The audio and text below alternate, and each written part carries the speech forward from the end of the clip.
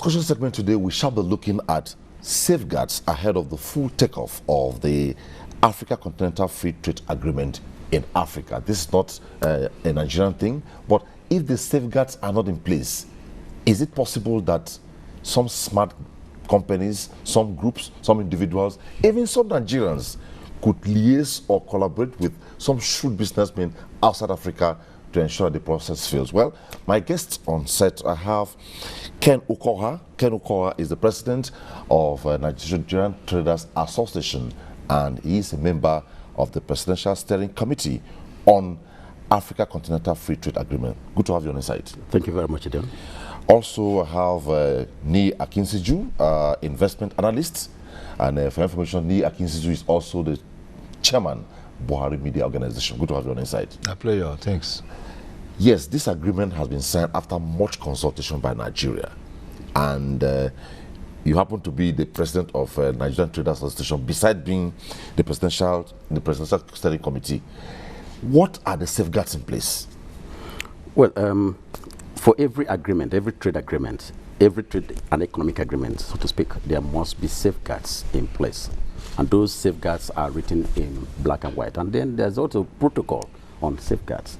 And one of these safeguards could be the rules of origin, which talks about where the goods are originating or the level of value addition that is on that particular good. So if it does not come or originate entirely from a member of the parties in the agreement, then it is no longer acceptable. And then we also have what we call technical barriers. We also have administrative barriers. And all of these are courtesy of the WTO General Agreements on Tariff and Trade. But in this case, the AFCFTA is a trade agreement negotiated by parties within the African continent, 54 countries. Now, if we understand this very clearly, what it means is that whereas the EPA was dealing with issues of trade, liberalization, issues of the liberation of services also that was talked about between Africa and Europe. This one is talking about intra-Africa, intra. Now, let's move a bit out of the definition.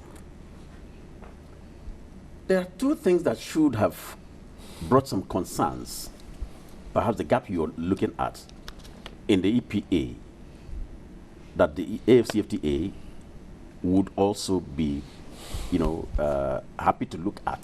One is the extent of liberalization. Okay. Under the EPA, there was a 75% liberalization. And of course, you see, Ghana and Cote d'Ivoire had about 81 and 83% in terms of their interim agreements under the EPA. But West Africa, under ECOWAS, succeeded in negotiating 75% liberalization. But here we are under the AFCFTA, it is a 90% liberalization. Now, the differences also is in the level of development. The EU is a structurally developed economy. The EU, one of the reasons why we refused signing the EPA is because, one, all the analysis that were conducted at that time when we were negotiating were all showing negative, serious implications, debilitating ones against Nigeria. And of course, the EU was gaining so much so far, and Nigeria was losing more. And we said, no, we can't get into an agreement with our eyes open where we will subjugate our economy into the hands of somebody who is going to benefit more, and then we are losing. So is it not possible with what you have analyzed now? What you have analyzed now, that if the EFC takes off, right, yes, that maybe I'm France, for instance, you are, say, Sierra Leone, for instance, I could package a product and come to that's what I'm heading to. Drop it in Sierra Leone, and in Sierra Leone how this works. We rebrand it and call it Sierra Leone products. No, you need to understand this. Okay. And I've mentioned earlier the standard rules of origin, which is embedded in every agreement as a safeguard. Good. It's a technical one. So if these goods are coming from Sierra Leone, number one is that they must be originating from Sierra Leone. That means everything about it is from Sierra Leone, not from a third party. How will you Nothing. know? Thank you. That's where I'm coming to. Because, you know, there is also under that same rules of origin what we call value addition. Okay. That particular product, the rules of origin may say up to 60%, just like it is in the ETLS, ECOWAS Trade Liberation Scheme. In the whole of ECOWAS, it permits about 40% value addition. Okay? So that means that you can source 40% of the raw materials used in production of that particular item from outside the enclave of that agreement. Okay. So that's how it works. But beyond the rules of origin safeguard, there are other mechanisms. Take, for instance, administrative mechanisms, safeguards, we call them. There are technical safeguards, technical barriers. There are also administrative barriers. Administrative in the sense that you can say, okay, well, there are quota. There is I mean, these goods are coming into volumes, into Nigeria in volumes, and we are not sure that you are the one producing such volume because you do not have the capacity to produce, such volume in your country. And I give you an instance of what happened under oil in West Africa here. And at the point, we discovered that a lot of oil were, palm oil was coming into Nigeria from, other West African countries under the ETLS. Okay. And, wait a minute. We said, look, come on. There is no country in West Africa that can produce such quantity. Exactly, yeah. Then, we now triggered what we call some examinations. And later, we now discovered that some countries, I don't want to mention their names, in West Africa, we are importing palm oil from Malaysia, and then repackaging and sending to Nigeria and writing that. That now we are getting worried about. That's the worry, the concern you are talking about. But here, we are also talking about that's what triggers the essence of the jolting up of let me leave this and go to the two of you. Now, just this document came in from the Vice President of the Federal Republic of Nigeria. Says the administration is making more investments in the agri sector, 11 fertilizer blending plants with a capacity of 2.1 million revived. Fertilizer price has since dropped from 13,000 naira per 50 kg to 5,500. Boost in local production as official imports down to 2%. Now, going further, where I'm going to now, so that we'll go now.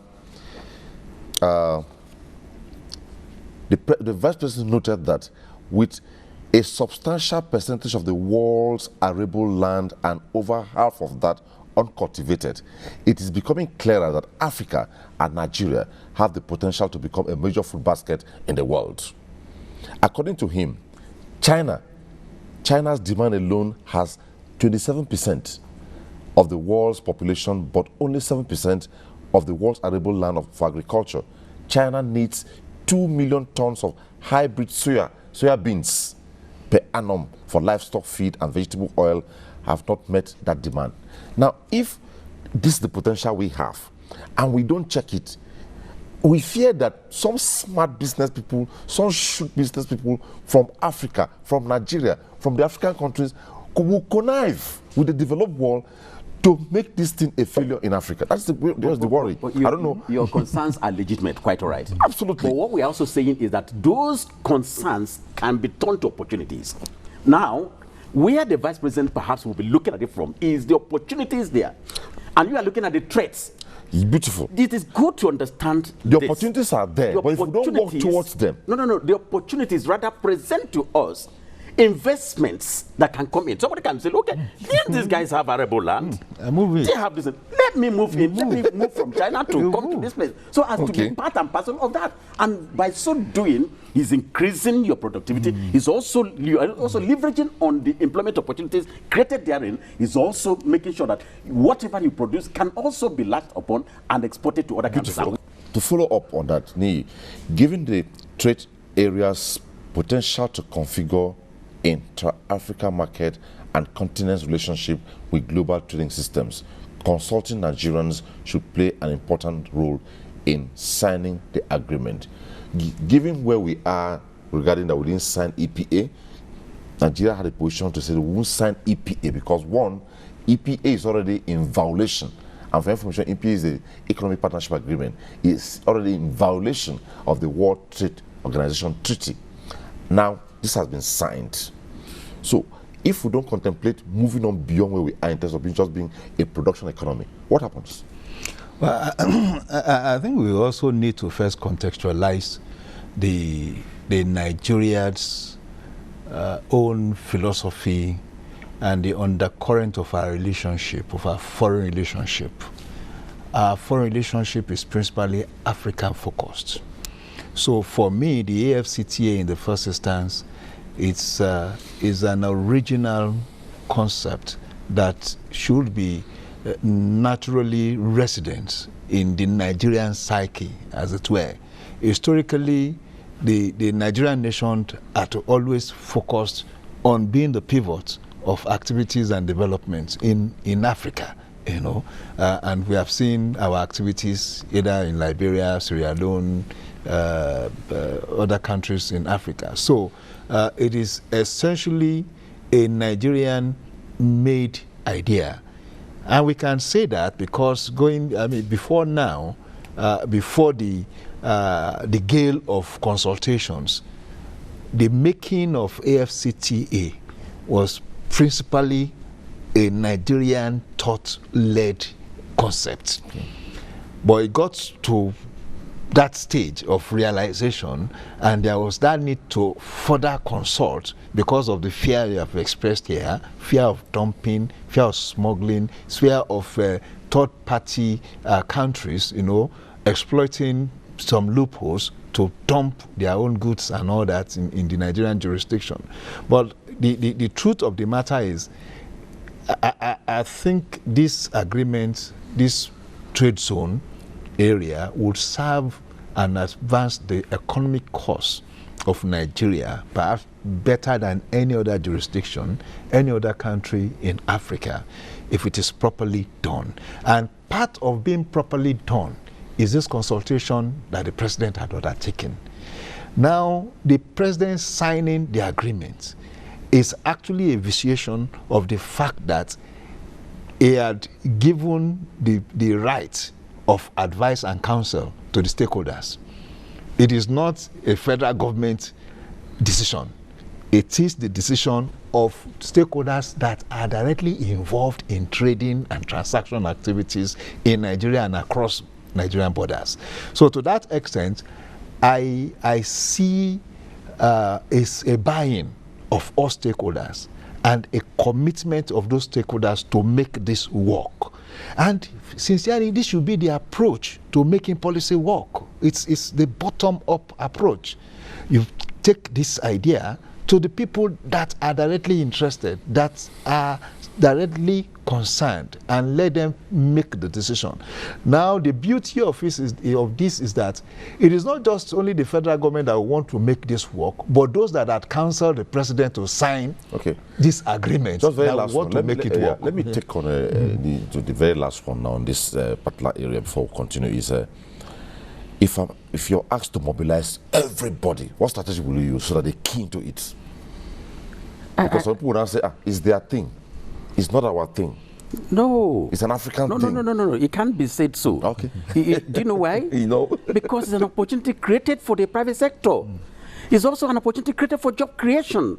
It's also an opportunity created for those who are leaving schools, who are looking for jobs. Now, do you know that it's an opportunity for this human being, this young man who has been looking for a job, and there's no white collar job. Government is so oversaturated in terms of employment in the government work.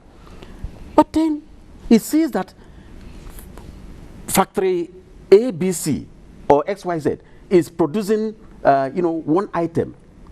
But then because of his new knowledge, because of what he came out from university with, he now says, I am going to add value to that ABC that this company is producing.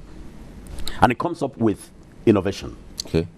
And, because such innovation is what is needed that will create great market for that particular company, the company quickly, receives him. He becomes an employee already.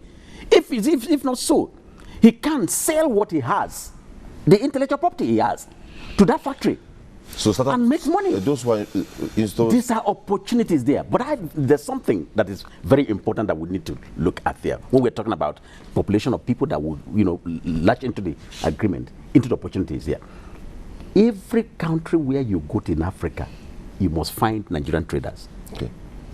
In their thousands, if not millions. Okay. Now, if that is the case, they must be used by government as ambassadors of this AFCFTA. Okay. And that's one idea that I think that the president would need to initiate a meeting between the presidency and Nigerian traders.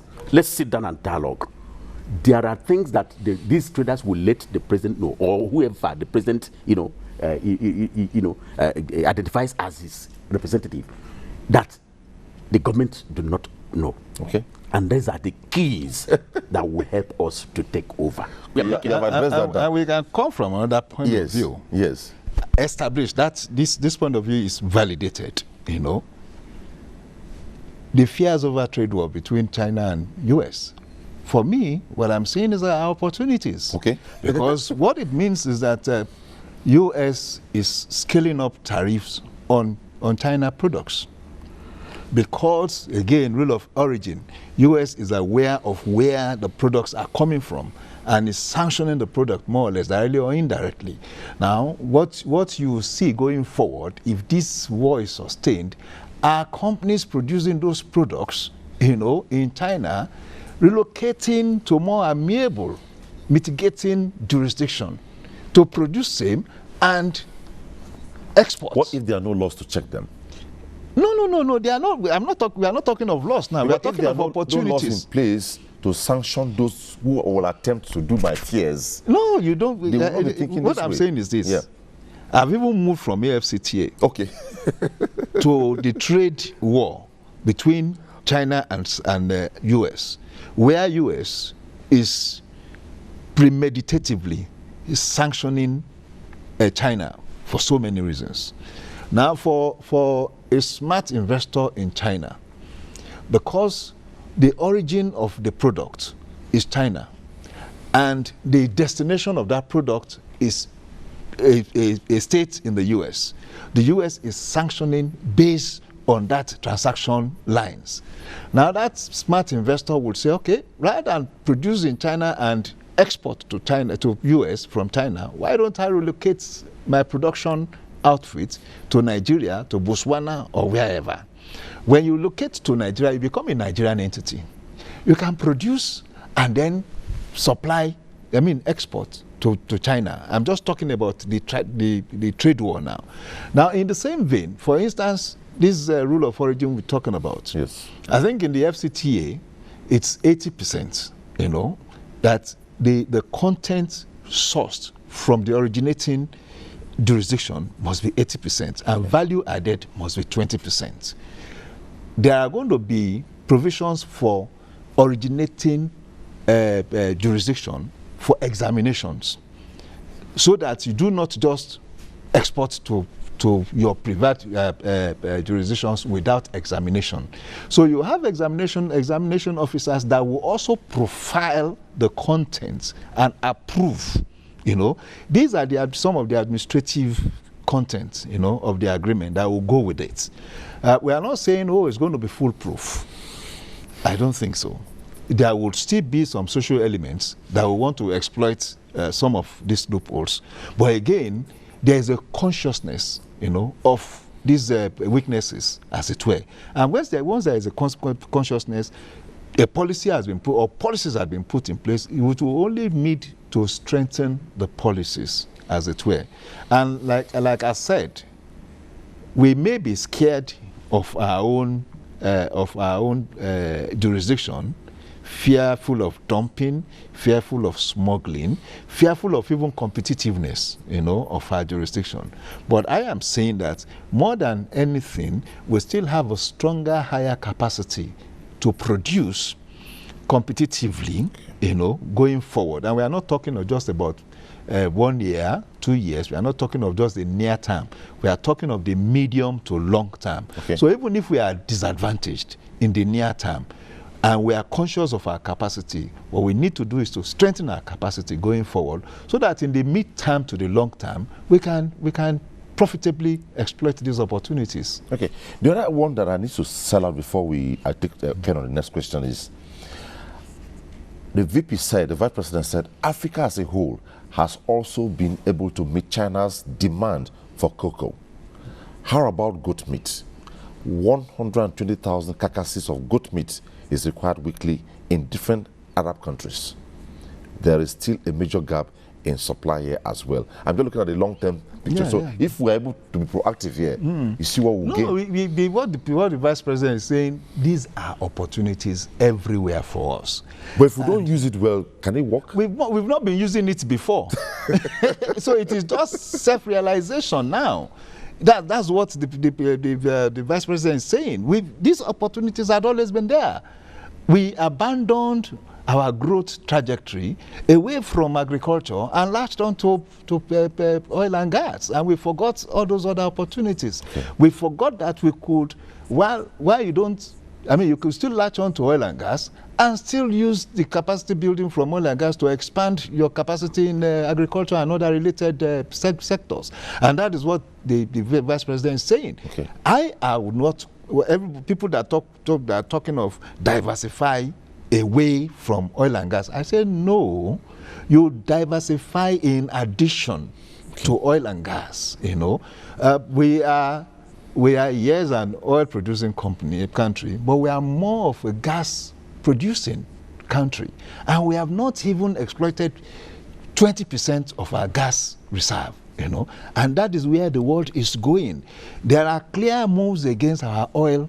There are clear moves against oil production, as it were, either through the shale production or even through diversification to electric powered vehicles and other technologies. So you could see going forward in 20, 30 years, there are predictions that use and demand of oil would fall, but not gas.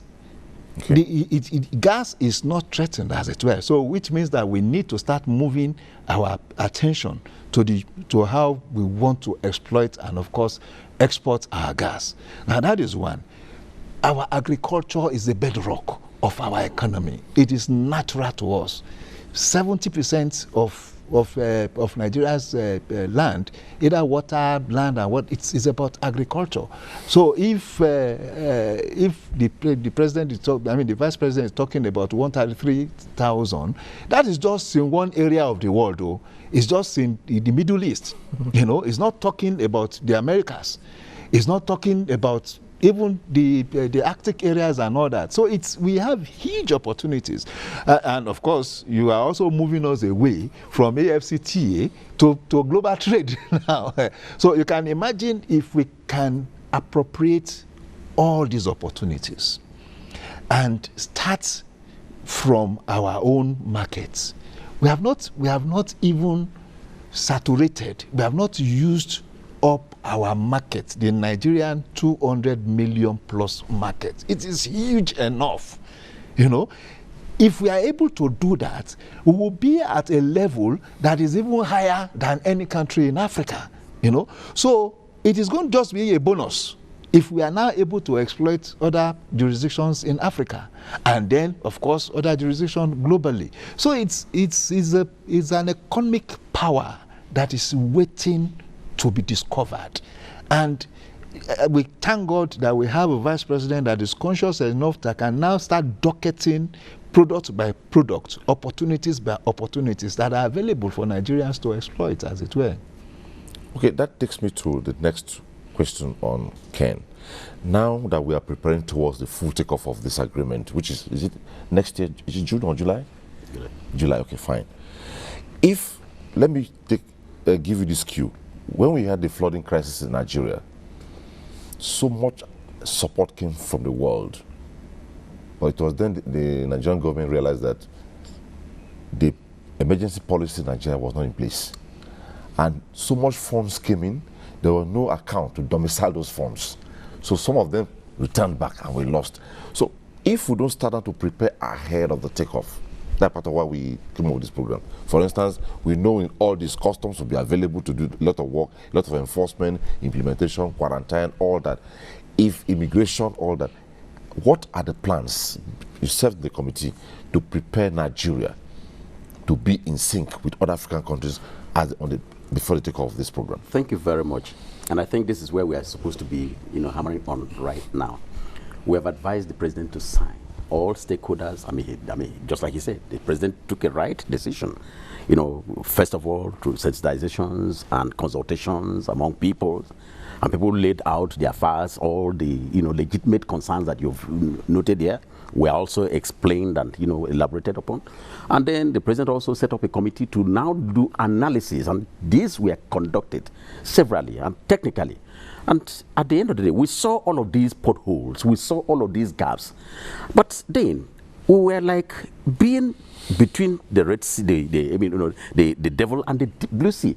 If we say we do not sign, there were terrible consequences. If we say we sign, there are also consequences. But what do? We now took a path, if you like, Appian way. The Appian way now comes this way. Now, what are the things that we should do? First of all, we should be prepared in terms of what you lightly pointed about. Yes. Safeguard. Apart from the rules of origin I mentioned earlier, apart from the technical barriers, apart from the administrative barriers, there are also what I call strategic barrier, and I want to raise this flag. Strategic in the sense that, yes, the best way to defend is to attack. And in trade, you can now begin to attack other countries, not defending your territory. You can bring in what you want, but I will first of all be the one to now attack you with my goods. You open your economy, because this is exactly what we have all together signed. Open. Whatever I have here, why the country, the government is now looking at our trade policy in, producing all the necessary documents that we need to produce, why the government is also looking at ways of stabilizing the customs to ensure that our borders are really protected, why we are also looking at the security agencies to now look at the fact that the insurgents will not come in because of, courtesy of the agreement in trade, free movement of persons and goods. Now we are also ensuring that the agencies of government in terms of security also are also guarding themselves in terms of intelligence gathering and all of that, to ensure that small arms do not come in the more through the free movement protocol that we have signed. These are things that we need to now look at. Okay, government agencies like NEPC, Nigerian Export Promotion Council, what are you going to do? It is no longer business as usual. It is no longer going to have, trade mission in South Africa, trade mission in Tunisia, trade mission in... No. It goes beyond that. Where does it come to now? We can now begin to strategically build our export strategies in terms of warehouses in these countries. Now moving the goods that were produced by the PZs of this world, the Cadbury's of this world, move the Manufacturers Association of Nigeria, merge together. Now give us manufacturers these products. We now launch out and put them in those garages, in those warehouses, so that those countries are seeing them already. They become markets there. No longer moving people, using money, government money to send people. No. Construct, build, establish those warehouses in those countries. They will now domicile our goods already. Before the takeoff of the agreement, our goods are standing already looking at them. And of course, it's popularizing Nigerian goods. I feel very enthused about this. And I think it's something that we need to. These are some of the strategies that we already plotted. Okay. And we said, okay, now. We know that South Africa is doing better than all the countries of Africa in terms of, trade, in terms of commodity trade. South Africa is doing 23.5%, while the second to South Africa, which is Namibia, is doing 5%. Look at the gap there. And then the third is Zambia, doing 4.9%, and now fourth is Nigeria. Okay. In commodity trade, fourth internationally, 4.4%. Now, how do we now change the dynamics? What we need to do is to strategically, look at areas. I mean, we have been paying lip service to issues of diversification. Look at those areas. Do some sampling of the goods that are moving the shop price of this world. The malls that you mentioned earlier. Take a sample of the goods that are there. Now there should be some level of innovation, research and development that will innovate, that will put, add value to those goods on those tables, and then packaging. Everything goes in line, and then before you say Jack, they are on there at the shelves, waiting for consumption. We will no longer be exporting raw materials in terms of agro-produce, which is doing 2.5%. We will no longer be doing 0.9%. I mean 1.9% in terms of manufactured products, where we will now have to move whatever cocoa we have here. We will see now that we are bringing in foreign direct investors that will now set up factories, process cocoa. Let us take cocoa, ordinary cocoa, raw cocoa from Cote d'Ivoire, from Ghana, and then refine them and bring chocolate. And we will now reduce imports from Netherlands, imports from Switzerland, and we are increasing our export to other countries in Africa that are, consuming, chocolate. And if you come to many other, in terms of our oil industry, we are no longer exporting raw crude fully like that. We will not stop that, but we are going to look at hydrocarbons. We are going to look at, how we can produce some of those ones, the gas that he mentioned. How do we export them? Now, Morocco was a challenge one time. And Morocco said they wanted to enter into ECOWAS. Yeah? And we said no, because of security. And we knew what we were looking at. We looked at security implications. We also looked at the trade implications, knowing that Morocco is there at the heel where Europe comes in. Sure. Therefore, in order to guard against goods, unwanted, unneeded goods coming in from Europe like that without, under the ETLS. And we said, no, Morocco, just hold on. But now, we have no choice. Morocco is a member of the African Union. And Morocco rushed quickly and signed. And therefore, they are part and parcel of it. Readmitted member. Readmitted. And then, what do we need to do? It comes to that safeguard again that you mentioned. Very critical. What do we do to safeguard our economy? You are not saying that the goods should not come in from Morocco, but you are saying that these are the contents of the agreement. And I read somewhere, very lovely, in terms of law, in the objectives setting up AFCFTA, there are three types of objectives. One is integration of Africa. Two is prosperity of Africa, and the third one is a peaceful Africa. And therefore, rising on that particular third, tripod, you can say, for a peaceful Africa, Nigeria is insisting that issues about xenophobia should be treated alongside the agreement. And then we negotiate and say, look, come on, guys, Nigeria is suffering insurgency at this time. And therefore, because we want to have a peaceful Africa, in that spirit, we want to renegotiate and then put in a clause in the AFCFTA that talks about goods, harmful goods, and then movement of goods, how some clauses that can limit the movement in the process of the AFCFTA. Sure, you have explained that. Let's come back to Nigerians, the people. Nigerians, Africans. Because African citizens put together, Nigerian citizens, they have a role to play here. And I'm propelled by this comment here. For Nigeria, the agreement's dispute settlement mechanism would also be a major advance, providing protection against hostile and discriminatory trade practices. But it does have concerns. These include unfair trade practices such as dumping. We have talked about that. Now, if the patriotic zeal of Nigerians is not reoriented, is it possible that they can speak this? Our worry media-wise is the shrewdness in the business world. A businessman wants profits. A capitalist who wants profits. A developed nation that wants to break through, to frustrate this African agreement, they will do everything to achieve it.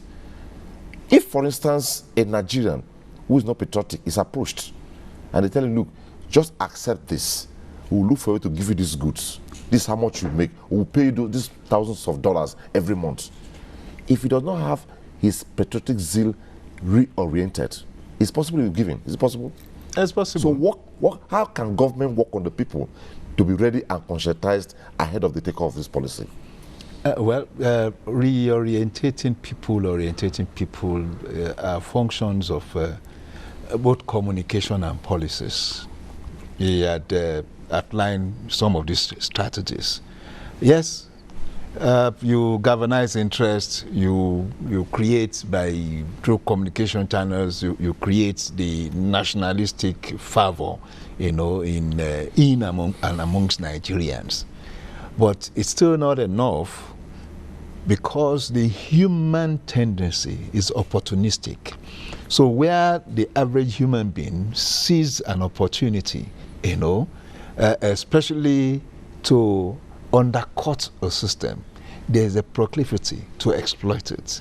And that is why there's a need constantly to have an exigency, prepared to engage such opportunity. So along what he has said, don't forget recently the CBN pronouncement on companies or entities smuggling rice and crude palm oil into Nigeria. Our outlook had been to have custom agents and custom officers go to the border, stop them and all that.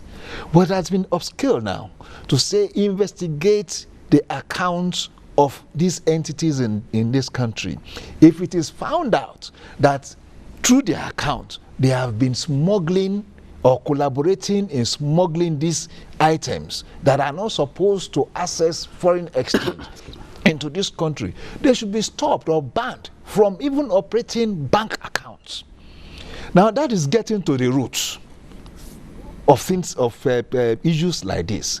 So it means that no matter how big you are as a corporate entity and you have been found out to be involved in this, you are sanctioned as appropriate, and it becomes a deterrent, for others. So policy is always important.